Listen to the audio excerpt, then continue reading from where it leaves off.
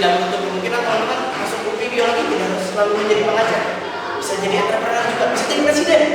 Mantap. Presiden. Oke, buat calon warga UPI balik lagi di sini masih di Aku Masuk UPI episode FPMIPA nih.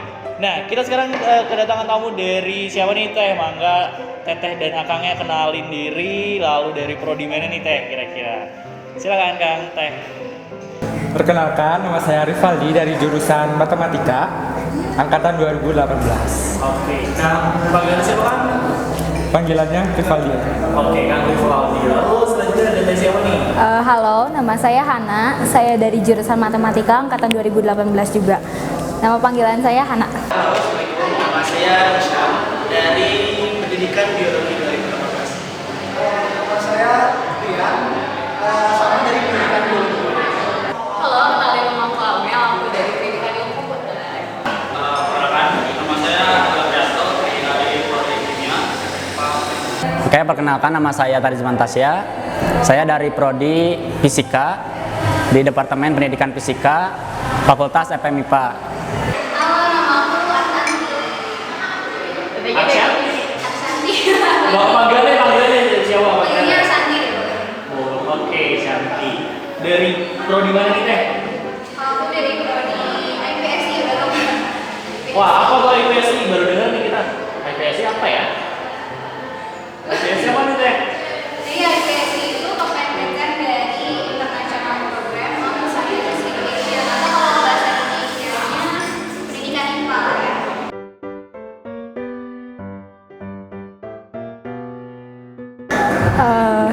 Ya, jadi di matematika sendiri itu kita diajarkan untuk membentuk pola pikir yang sistematis dan terurut gitu ya.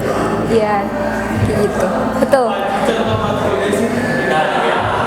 Contoh-contoh matkul di matematika tuh ada apa aja sih? Kan kalau misalkan ketika kita SMA kan pasti kalkulus gitu ya, aljabar. Nah, kalau di ketika kuliah itu gimana sih? Lebih susah atau gimana nih? Ada sih kalkulus kayak gitu, cuman kita kayak lebih dalam lagi, kayak dibagi-bagi lagi, ada kalkulus vektor, kalkulus peubah banyak, dan kalkulus lainnya ada yang namanya analisis aljabar, Analisis real. ada analisis real.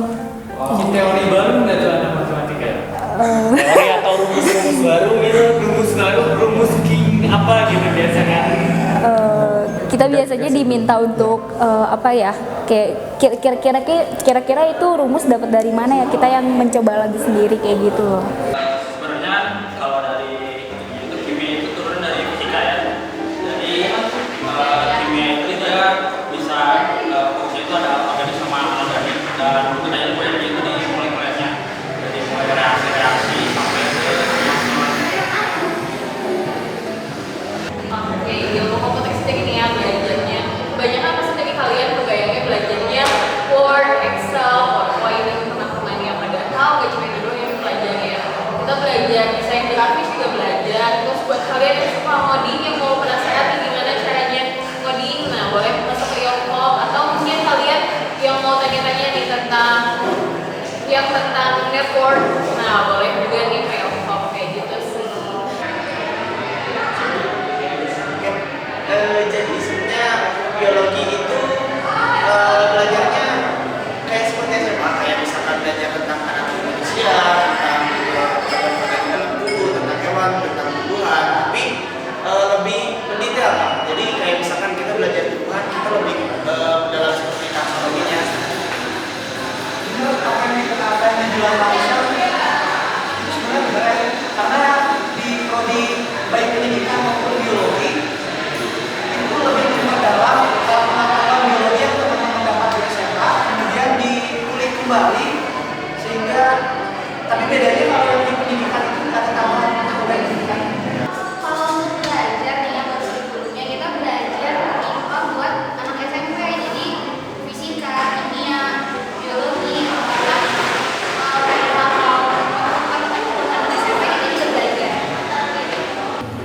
berarti dari semua rumpun IPA dipelajarin semua gitu. kita belajar semua IPA tapi emang nggak terlalu mendalam sih. Untuk di prodi fisika sendiri, jadi kan fisika itu dibagi menjadi dua ya departemennya itu. Yang pertama ada pendidikan fisika, yang kedua itu ada fisika. Gitu. Kita bisa disebutkan fisika murni seperti itu.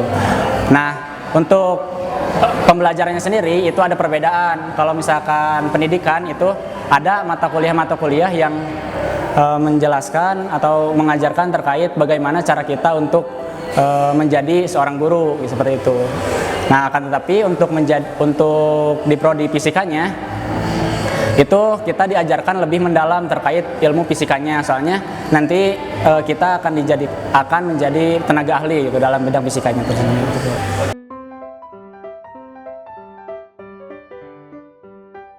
Karena saya kimia murni mungkin dari sisi kimia dulu ya.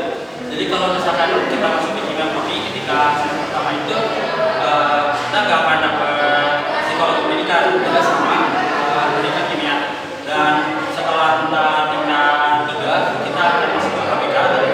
KBK itu ada beberapa macam, berbeda sama pendidikan kimia yang mereka punya matkul yang mesti pendidikan psikologi pendidikan dan lain sebagainya. Sedangkan untuk kimia murni itu hanya dapat satu matkul pendidikan, yaitu pendidikan dalam saya.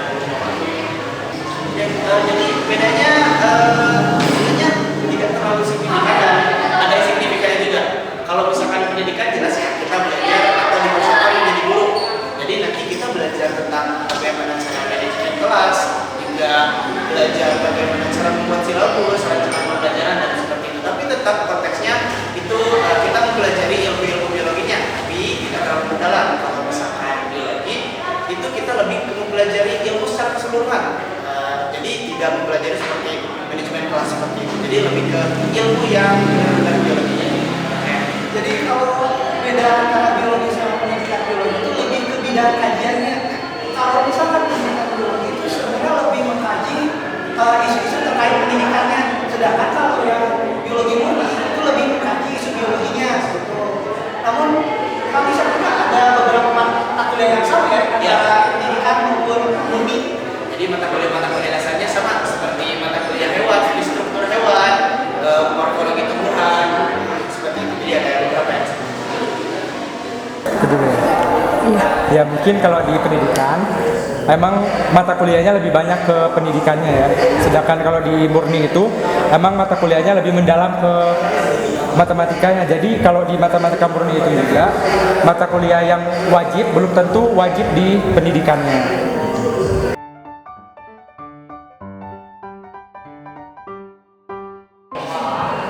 Oke, nah konsentrasinya itu ada artificial intelligence, terus ada sistem informasi, ada big data, MPL, dan multimedia. Nah MPL itu tuh yang tadi tuh yang coding itu. Berarti tadi belajar coding gitu ya? Iya gitu deh pokoknya. Di kimia murni ada konsentrasinya itu ada 4 KBK. Yang pertama itu ada kimia material, kimia hayati, kimia lingkungan, sama kimia bahan makanan. Wow. Kalau di pendidikannya ada konsentrasi nggak? Pendidikannya saya kurang tahu, kalau misalnya sih nggak hanya untuk di kimia murni aja. Oke. Oke, untuk prodi pendidikan fisika itu nggak ada. Karena emang itu dikhususkan untuk nantinya menjadi seorang guru. Kan tetapi untuk di program studi fisika itu ada 4 konsentrasi. Yang pertama ada fisika instrumentasi, yang kedua fisika bumi dan antariksa, yang ketiga fisika material, dan yang keempat fisika teori. Ada matematika murni ini dibagi jadi 4 konsentrasi. Yang pertama itu statistik, yang kedua itu analisis, yang ketiga aljabar, dan yang terakhir ini terapan gitu. Beda dari ya keempat analisis itu kira-kira apa aja nih Teh? Jadi Mbak dari cutting ya mungkin ya. Kalau statistik tuh kita lebih ke data ya. Ya kalau kita Input senang data. belajar data-data kayak gitu, Bisa mengolah masuk data statistik. Terus kalau aljabar itu lebih abstrak gitu ya, kayak Iya. nggak kebayang gitu, bakal ngapain aja. Kalau analisis itu mikir banget gitu. Iya. Sampai-sampai kuliahnya itu kadang cuma 1 orang sama dosen. Wow. Oke, Ini gitu. skripsi ya. Kalau terapan itu lebih ke komputer kayak coding gitu, kita juga ada. Atau yang ke perusahaan sih kalau Iya. terapan kayak gitu. Oke, kalau konsentrasi pastinya ada di biologi. Kalau misalkan di pendidikan kita bisa berkonsentrasi di misalkan mau bidang teori belajarnya atau misalkan kurikulumnya atau bisa pembelajaran. Dan untuk range yang lebih besar di biologi murni pasti banyak konsentrasinya. Kalau misalkan kita suka tentang serangga atau kita ingin melakukan penelitian tentang serangga itu bisa karena bisa berfokus di ekologinya di semuanya. Atau misalkan mau lebih ke invertebrata, mau tentang khusus keong-keongan itu bisa untuk penelitian lebih ke keong-keongan saja. Jadi untuk konsentrasi setiap mahasiswa bebas memilih mau konsentrasinya apa aja. Biasanya kalau untuk pendidikan mahasiswa pendidikan biologi itu nanti konsentrasi pada tingkat akhirnya lebih mengarah kepada bidang pendidikan lagi. Contohnya kayak ada tadi evaluasi pembelajaran, ada pengelolaan pembelajaran. Pokoknya ada juga yang pernah kembali tentang file-file trip keluar. Iya, gitu. Jadi kalau kayak gitu tergantung kepada konsentrasi yang diambil pada awalnya. Kalau yang biologi biologis sendiri sebenarnya bidang kajiannya bisa lebih luas. Kalau misalkan teman-teman suka sama bakteri-bakteri, misalkan teknik mikroskopis itu, coba teman-teman nanti masuk biologi terus dalami bagian mikrobiologi. Makanya itu mau di biologi ya.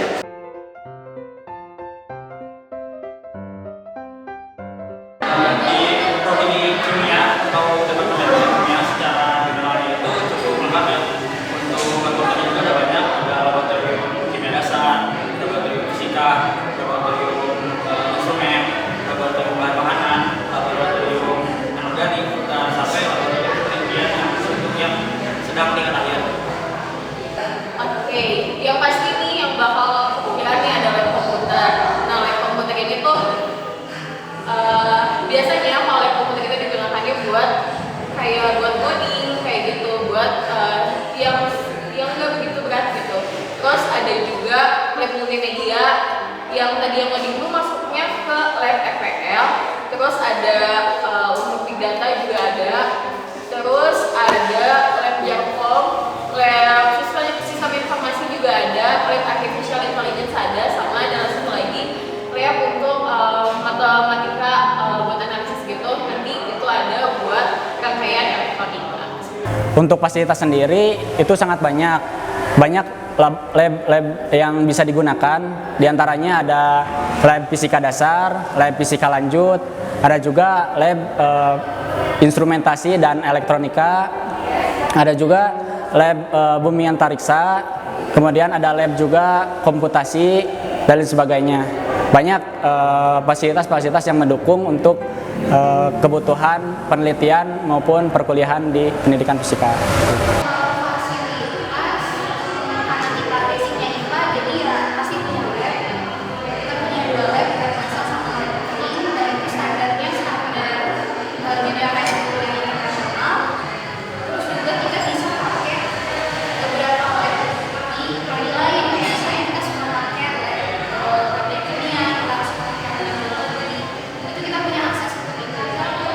Kalau tadi bedanya lab basah sama lab kering itu apa maksudnya teh?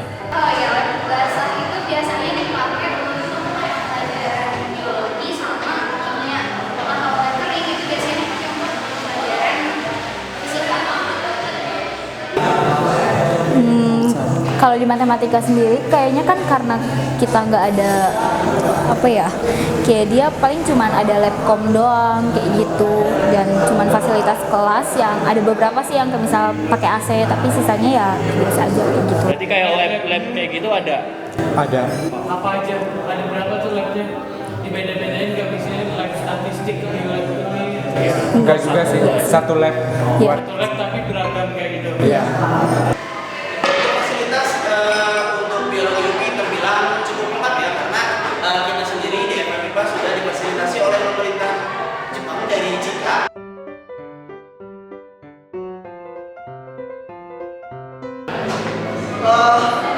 Prospek kerja pendidikan biologi maupun biologi murni itu sangat terbuka ya, karena untuk yang pendidikan karena mereka lebih terkonsentrasi dibentuk untuk menjadi seorang pendidik gitu. Jadi kebanyakan mayoritas yaitu mahasiswa-mahasiswa dari program studi pendidikan biologi nantinya bekerja sebagai tenaga pendidikan, entah sebagai dosen, entah sebagai guru, laboran, atau bisa juga kerja di bidang kurikulum kita kayak misalnya. Kalau untuk biologi murni, kenapa? Kalau biologi murni pastinya lebih ke bidang penelitiannya. Jadi kalau misalkan teman-teman memilih instansi mungkin bisa bekerja di instansi lebih ke bahan kimia atau misalkan lebih ke penelitian seperti LIPI itu bisa. Kalau misalkan teman-teman dari pendidikan tidak mau ngajar nih, bisa nanti S2-nya konsentrasinya bisa mengambil ke yang murni gitu. Jadi tidak menutup kemungkinan teman-teman masuk UPI biologi tidak harus selalu menjadi pengajar. Bisa jadi entrepreneur juga, bisa jadi presiden. Mantap. Prospek kerjanya, kalau matematika sih luas banget ya. Bisa jadi guru, bisa kerja di bank juga. Apalagi ya? Di badan statistika gitu ya. Ya, kalau misalnya kita ambil konsentrasi statistik, tapi nggak menentu juga sih. Tapi kalau sekarang yang lagi booming ini adalah data scientist. Biasanya anak-anak matematika ini lebih banyak ke data scientist gitu, kayak gitu. Untuk prospek kerjanya juga bisa juga ya, karena dari alumni yang saya kenal juga banyak yang meneliti, ada yang menjadi guru kimia ataupun mengajar menjadi dosen ketika dia coba. Terus juga bisa juga masuk ke industri karena seperti kita tahu semua pabrik-pabrik produk itu kan pasti udah ada namanya itu labnya itu quality control dan lain sebagainya seperti R&D sama quality control. Nah, kimia bisa masuk ke di sana untuk sebagai analis di lab ataupun sebagai quality checker. Kalau prospeknya sebenarnya luas sih karena nggak cuma jadi guru IPA aja nih ya. Soalnya dari lulusan kita kebetulan udah ada yang sempat magang di ASA. Jadi emang kesempatannya sebesar itu gitu. Kalau misalnya nanti sampai kuliah nih yang mau jadi translator bisa aja. Oke, berarti bukan cuma jadi guru IPA aja ya, Teh? Ya?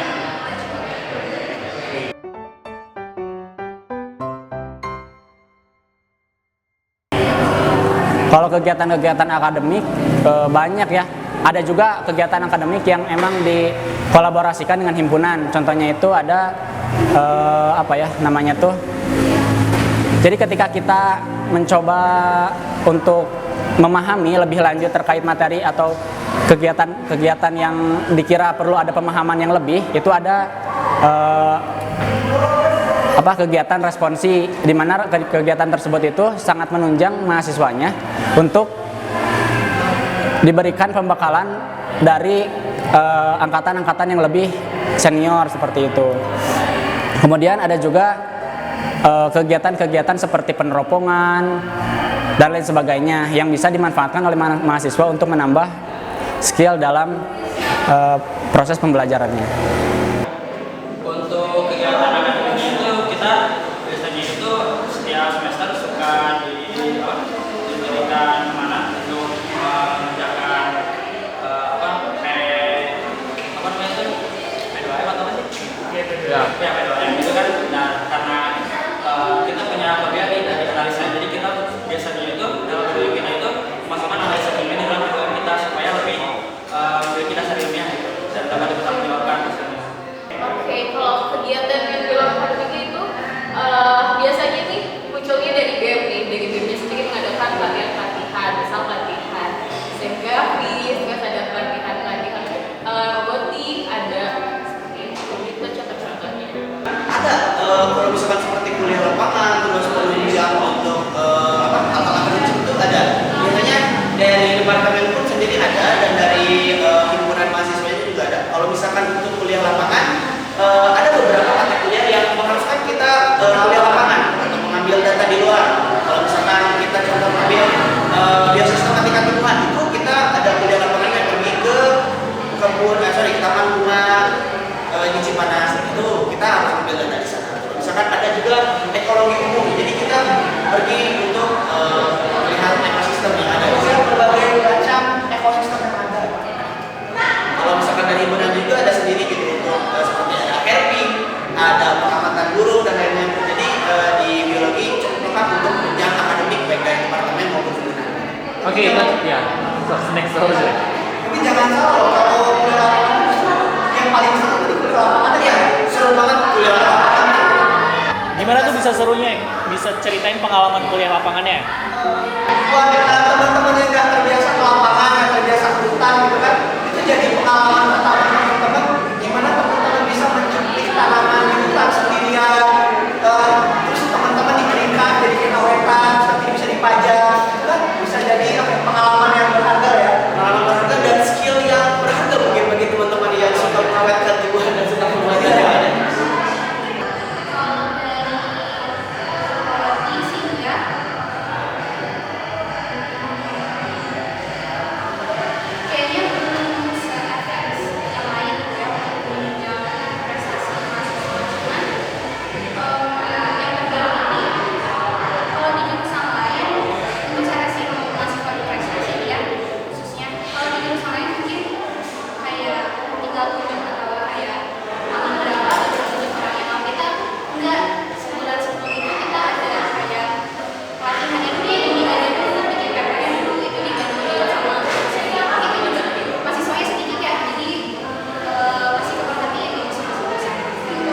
Untuk KP ada sih, dan biasanya perusahaan yang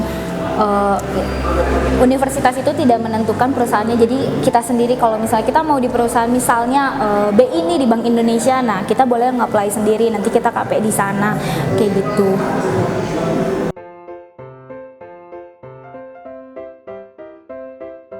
Kegiatannya itu kita setiap tahun suka mengadakan namanya KST ya, namanya itu Chemistry Squad Tournament.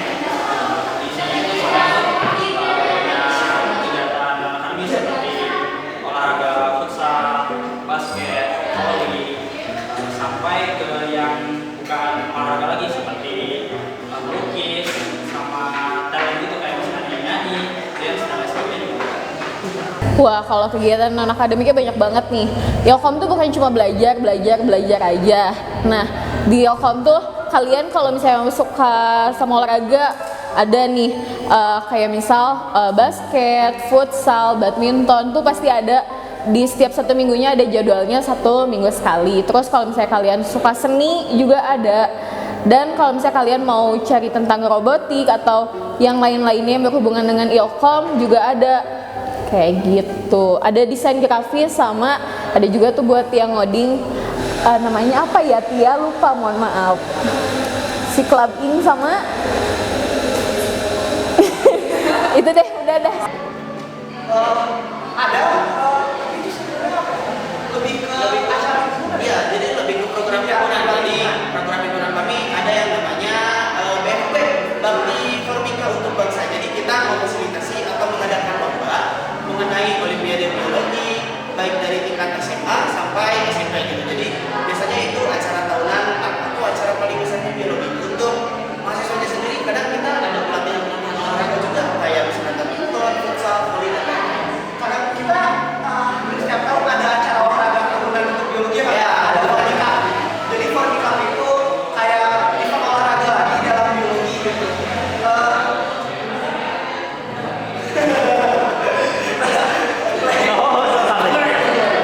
Jadi ya di biologi juga ada namanya Formika. Jadi itu kegiatan tahunan olahraga. Jadi biasanya itu bukan untuk mahasiswa aja. Jadi nanti dosen ikut bertanding, alumni ikut bertanding juga. Kalau non akademis, kalau dalam segi non akademiknya itu justru itu sangat banyak karena ada himpunan juga yang mengelola itu sendiri. Di antaranya ada Fisik Festival, di mana Fisik Festival tersebut bertujuan untuk memperkenalkan fisika secara luas, dan itu juga ada perlombaan-perlombaan fisika se-Indonesia. Nah, mungkin teman-teman yang ingin ikut juga bisa, biasanya dilakukan di bulan November gitu. Apa itu? Kan itu banyaknya di BEM ya, difasilitasi oleh BEM. Tapi ada apa kira-kira ada kegiatan lomba SMA atau gimana atau apa? Ya kayak olahraga itu ada lomba yang tingkat jurusan, terus ada juga festival gitu yang tingkat FMIPA ya. Ya.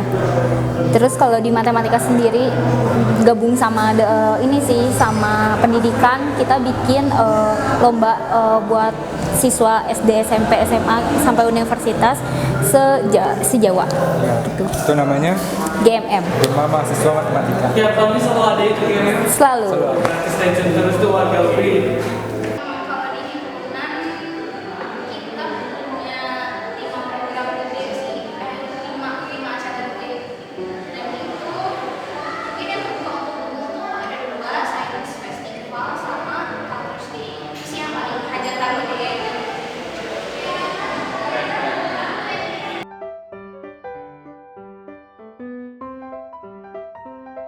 Banyak banget peluangnya kalau di IPS itu. Pertama, ada signature. Nah, kalau untuk signature ini, kebetulan saya besok ikut ke Filipina. Habis itu ada exchange yang emang bukan untuk belajar, kayak kemarin ke Malaysia itu emang visit aja. Dan itu biasanya orangnya juga inspirasi lagi. Cuma banyak banget sih kalau exchange, karena kita udah punya basic bahasa Inggris kan, jadi kayak kemarin dan campur. Ngomongin IPSI pasti perkuliahan pakai bahasa Inggris full atau enggak nih Teh? Full bahasa Inggris.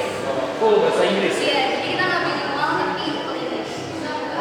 Kalau misalkan full bahasa Inggris nanti skripsinya itu bahasa Inggris juga atau Indonesia? Bahasa Inggris. Wow. Wow. Jadi sebenarnya kita bahasa Inggris. Sudah Bahasa Inggris juga. Mantap. Jadi bagi kalian yang suka IPA tapi juga pengen masuk jurusan bahasa Inggris UPI, bisa masuk lah Iya, bener. IPS-nya kan. Edisi banget ya bahasa Nah, Inggris. biar nggak sama- nanggung gitu. Iya. Aku bahasa pengen Inggris. IPA tapi aku juga pengen bahasa Inggris, udah masuk aja. Keren banget sih itu anak-anak IPS tuh. Wow.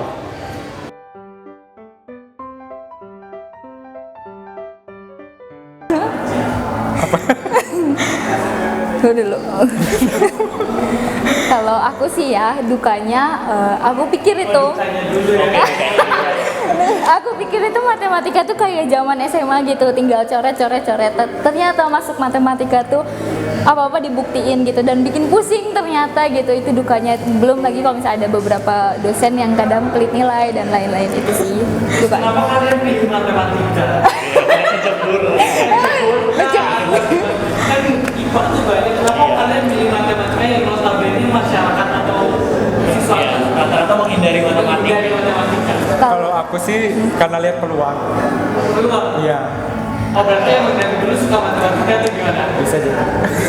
Oke, iya.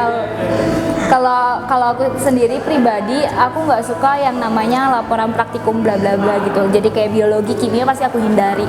Nah, terus aku pikir kayaknya matematika lebih menarik gitu dibanding itu. Nah, akhirnya aku masuk matematika, tapi ternyata gitu, iya pusing. Sukanya? Eh, Apa yang disukai dari prodi matematika? Kalau aku sih Pasti nanti kita bakal pola pikirnya bakal Ya. terbentuk gitu ya, yang sistematis, terurut gitu. gitu sih. Terus ya kalau aku sih karena aku ada kepengen buat jadi data scientist ya, di matematika ternyata membuat dekat gitu sih data scientist ini. Matematika itu butuh pembuktian ya. Pembuktian, butuh analisis. Dalam hubungan seperti ini pakainya. Jadi harus dibuktiin dulu dong gitu gimana Ini nih? kita ukur kayak di kata pencapaiannya atau lolos atau enggak. Untuk sukanya sih ya banyak ya, kayak dari tenaga pendidikannya kayak dosen-dosennya itu sangat bagus ya kalau secara umum itu lulusannya banyak yang S2 itu luar negeri sampai sini juga banyak. Terus untuk banyak banyak sih, kayak misalnya dukanya itu kulturnya kayak apa ya, kita ditekankan untuk harus siap setiap minggu itu ada praktikum dan lain sebagainya, jurnal laporan dan lain sebagainya. Dan banyaknya itu tugasnya itu nyantai itu aja, tapi butuh waktu yang lama untuk mengerjakan itu, jadi itu dalam jangka waktu juga. Bukan rahasia. Boleh, silakan. Ini rahasia penting ya. Gimana dari sukanya dulu, sukanya dulu. Oke, dari sukanya, bagi kalian yang suka benar-benar biologi hewan dan tumbuhan, kalian bakal bawa spesimen. Apa itu spesimen? Jadi spesimen itu adalah misalkan tumbuhan atau hewan yang kalian bawa untuk praktikum. Jadi nanti kalian bakal megang, mungkin itu nanti dibedah atau mengobservasi itu namanya. Dan juga kalian mungkin nanti nih ya, kalau kalian di biologi jalan-jalan misalkan di jalan, kalian bakal lebih mengenali sebuah tumbuhan. Tiba-tiba melihat tumbuhan itu, tahu itu tumbuhan. Itu suka jadi biologi ya. Kita harus memperhatikan sekitar. Tiba-tiba jadi pecinta alam, iya jadi pecinta alam. Namun kalau di biologi sendiri itu sukanya ya tadi ya, kalau yang memang suka biologi emang ya masuk biologi emang karena keinginan dia ya bagus. Tapi kalau dukanya kadang-kadang anak biologi itu nggak anak biologi juga sih, mahasiswa bisa kurang tidur karena hampir setiap minggu kalau di biologi itu dipenuhi oleh praktikum dan harus ada laporannya, laporan. Terus jangan harap anak biologi itu bakal diam di laboratorium banyak enggak. Anak biologi itu harus survive, bisa survive di kalau kita lagi nyari sampling tanaman itu harus ke hutan, harus ke ada yang ke laut, ada yang ke laut gitu. Jadi makanya anak biologi banyak yang kuat-kuat. Ya, anak biologi kalau masuk biologi pasti kuat-kuat ya. Jadi itu suka-dukanya itu. Kalau suka sukanya mungkin banyak pengalaman ataupun ilmu yang didapat baik itu di dalam perkuliahan maupun di luar perkuliahan, contohnya di himpunan. Itu banyak sekali ilmu-ilmu yang didapat dan bisa dipakai secara langsung di dunia nyata seperti itu. Adapun juga ilmu-ilmu yang ada di kuliah itu sangat mendukung juga terkait proses bagaimana nantinya kita akan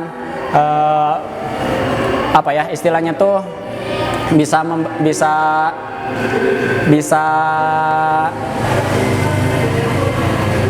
mengarungi kehidupan lah gitu, seperti itu. Karena saya sendiri sekarang sedang melakukan PPL di PTDI dan itu ilmu-ilmu fisikanya tuh sangat terpakai seperti itu. Kalau dukanya? Kalau dukanya itu mungkin karena banyak tugas, terus beban yang ada di kuliah juga bukan hanya dalam segi akademik, tapi ada juga beban himpunan. Ya banyak kegiatan-kegiatan yang menguras tenaga, pikiran dan sebagainya, dan itu sangat menguji kita gitu dalam untuk struggle di kegiatan-kegiatan tersebut.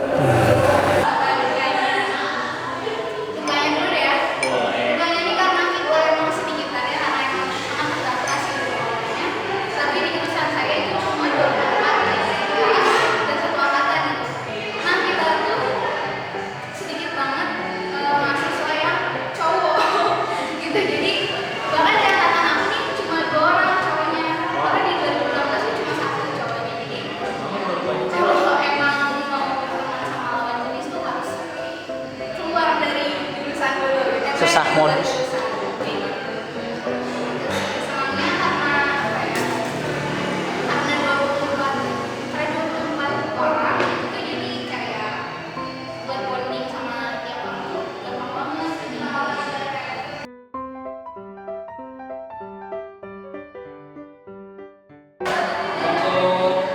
Kuota, setahu saya tahun ini itu untuk pendidikan kimia dibuka 90 kuota, di kuotanya itu yang jadi 3 ada SNMPTN, SBMPTN, sama ujian mandiri. Dengan yang paling banyaknya itu untuk kuota SBMPTN, dan untuk kimia mandiri itu di ada contohnya 80 orang, sama pesertanya juga di SBMPTN. Oke, dari ilmu komputer sendiri waktu zaman 2016 itu cuma ada untuk pendidikannya hanya satu kelas dan yang non pendidikannya ada satu kelas. Sedangkan sekarang ini karena akreditasi kita alhamdulillah sudah meningkat.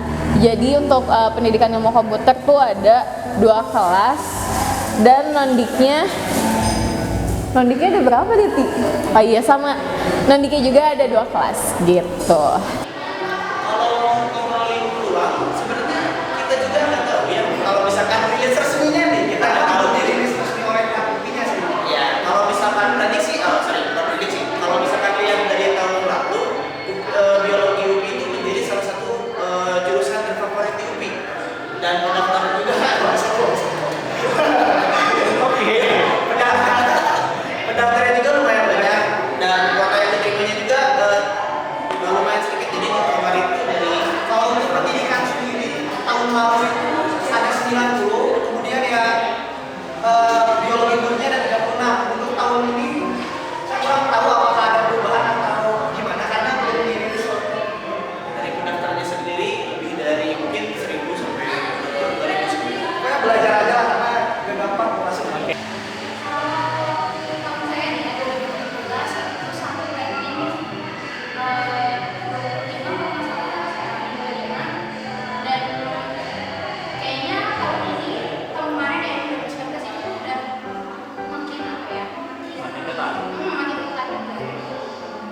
Oke, kalau kuota sendiri ya, saya ambil datanya itu dari tahun sebelumnya aja. Tahun sebelumnya itu untuk pendidikan ada 90 orang dan untuk murni itu ada 45 orang. Jadi total itu sekitar 135 orang seperti itu. Kalau peluang masuknya kira-kira besar atau masih kalau bisa masuk ke pendidikan fisika atau ke fisika murni? Sangat besar sekali karena di samping fisika itu sesuatu pelajaran yang emang kurang disukai, kurang diminati oleh siswa-siswa. Jadi sangat berpeluang besar gitu untuk adik-adik atau teman-teman yang mau ikut gitu. ke jurusan pendidikan fisika ataupun jurusan fisika. Oh, sebenarnya kalau dimulai dari tahun 2019 ini, kuota buat masuk matematika UPI ini bertambah dari yang tadinya 45 jadi 90 orang. Jadi 2 kelas. Iya, jadi 2 kelas. Nah, untuk data kira-kira berapa peluangnya kurang tahu sih, cuman waktu di tahun 2017 itu saya lihat dari buku Wangsit, kira-kira untuk masuk ke matematika UPI itu kalian harus menyingkirkan 30 mahasiswa lainnya gitu.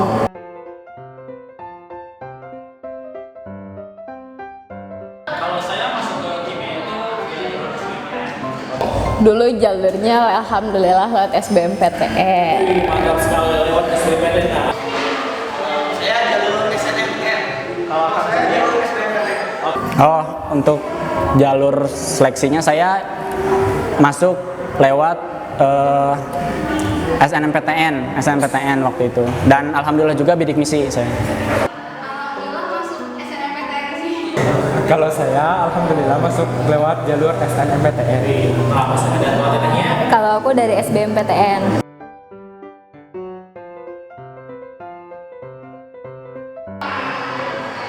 Paling apa ya? Belajar dan aku suka bahasa Inggris itu sih sejak ini, maksudnya kalau emang dengan KIPSI karena nilai bahasa Inggrisnya karena nilai IPA-nya, terus setelah itu mau di fisikanya, kimianya, biologinya, pokoknya jaga aja nilainya, harus tetap stabil, dan kayaknya yang paling penting tuh bahasa Inggrisnya sih, karena untuk IPA-nya sebenarnya IPA SMP lah, jadi kayak belajar tuh ya udah di kalau SMP untuk bahasa Inggrisnya minimnya ada. Tips trik yang paling mainstream masuk SNMPTN, pilih jurusan yang paling sedikit peminatnya. Di sekolah ya, di sekolah ya, di sekolah kan ada rekrutmen gitu. Nanti biasanya di sekolah teman-teman, kalau nggak ada dari gurunya, mungkin teman-teman bisa survei kecil-kecilan, bikin rekrutmen paralel, terus bikin survei teman-teman semua pengen masuk kemana. Nanti pilih yang biasanya kekatangannya atau minatnya lebih sedikit. Itu mungkin bisa menambah apa ya, peluang teman-teman masuk ke jurusan tersebut. Kebetulan kalau saya alhamdulillah masuk ke biologi dengan cara menikung teman-teman. Jadi saya menikung teman-teman yang yang pengen masuk ke biologi karena ya itu tadi saya mungkin dan dari nilai rapotnya dan peluangnya juga lebih besar. Oke, kalau Akang satunya dari SBMPTN gimana tips dan triknya nih, Kang? Oh iya lah, karena kan SNMPTN dulu baru SBM ya. Nah, banyak nih teman-teman yang galau karena harus SNMPTN kan. Banyak banget yang galau yang udah mau nikah aja, kuliah. Nah, tapi sebenarnya kalau teman-teman di SBMPTN itu sebenarnya teman-teman bisa lebih terbuka gitu. Peluang teman-teman bisa lebih banyak di sana. Dan kalau ditanya tips and trik buat SBMPTN, nggak ada kata lain, itu harus belajar. Belajar itu terutama. Tapi saya harus teman-teman ingat, kalau belajar buat SBMPTN terutama itu, teman-teman jangan belajar dari latihan soal, karena tipe soal yang keluar setiap tahun itu pasti berbeda.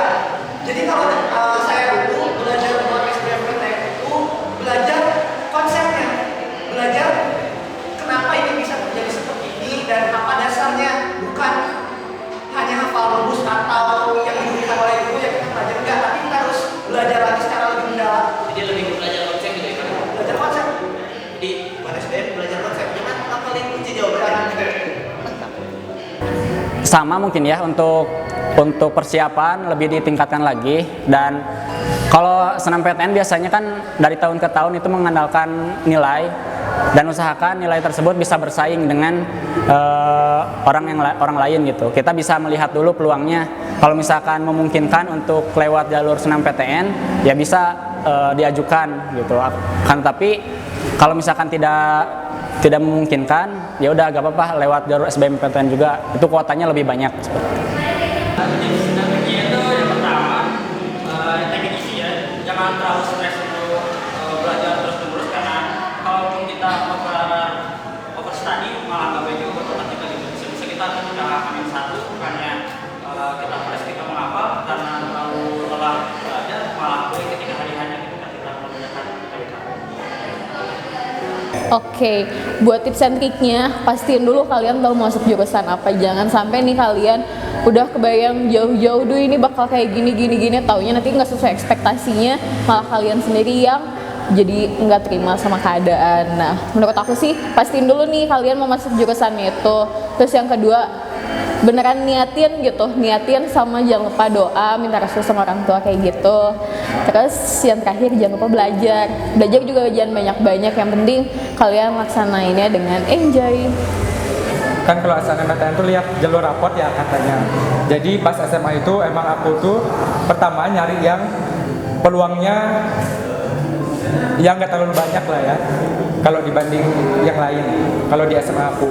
Terus yang kedua, lihat nilai di raportnya itu yang paling naik, makanya aku pilih matematika. Kalau katanya tips dan triknya nih? Kalau setahu saya sendiri kan kalau di tahun ini SBMPTN itu berbeda ya. Kalau dulu sih saya belajar dengan giat. Maksudnya belajarnya jangan ekstra yang keras gitu, tapi belajar cerdas kayak gitu loh. Kita mulai ngulang-ngulang latihan soal banyak kayak gitu. Terus udah gitu nyatat sendiri. Terus kalau udah beres bisa ganti bab kayak gitu. Pastiin benar-benar bisa, dan kalau misalnya mau itu dimulai dari TPA dulu gitu. Kayak gitu sih.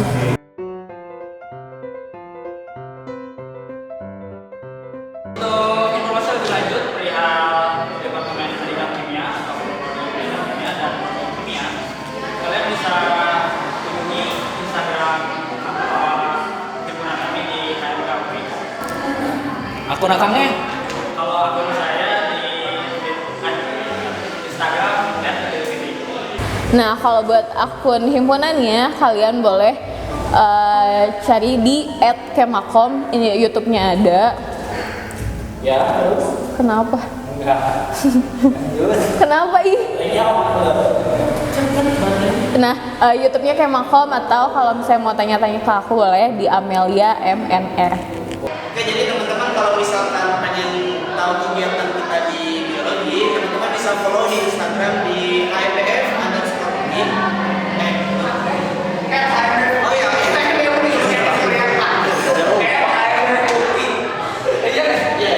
terus teman-teman juga bisa dicari di Instagramnya tentang BFUB tadi ya, di BFUB. Akunnya boleh Instagramnya. Oh, boleh. Ya, boleh. Oke, Mas, akun Instagram saya boleh di follow di @hishan.aziz ya. Langsung follow back. Buat saya boleh di follow di @wanakul_, langsung di follow. Oke, mantap.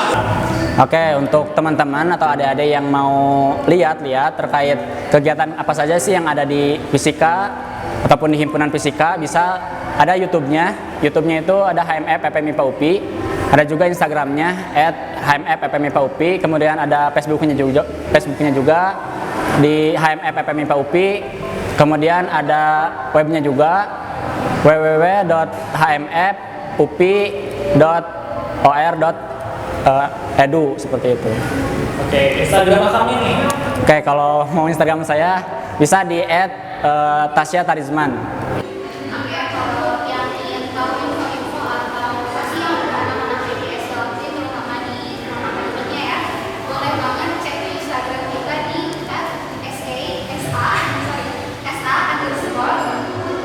@sa_IPSE ya guys. Boleh dicek di Instagramnya. Kita juga ada di Twitter dan di YouTube sa_IPSE. Oke. Ya mungkin akun himpunan dulu ya. Kita punya dua akun himpunan. Yang pertama BEM, itu namanya @BEMHIU.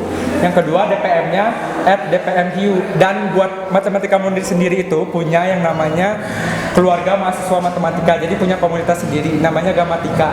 Bisa di-follow juga di @gamatika_pi. Kalau Instagram pribadi ya. Kalau saya bisa di-follow di @rfldika. Di saya @HNNA Wijaya.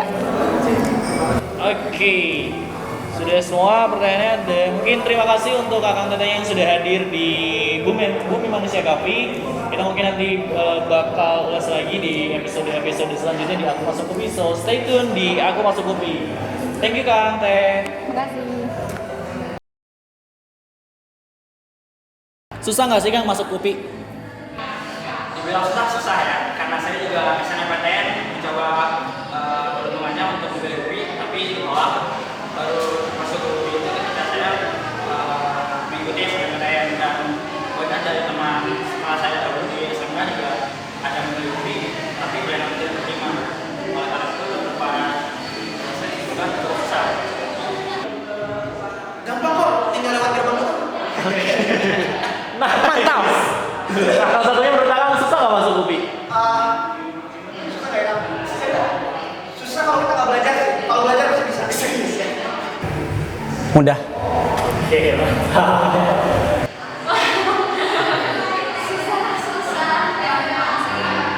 Susah atau enggak? Tergantung.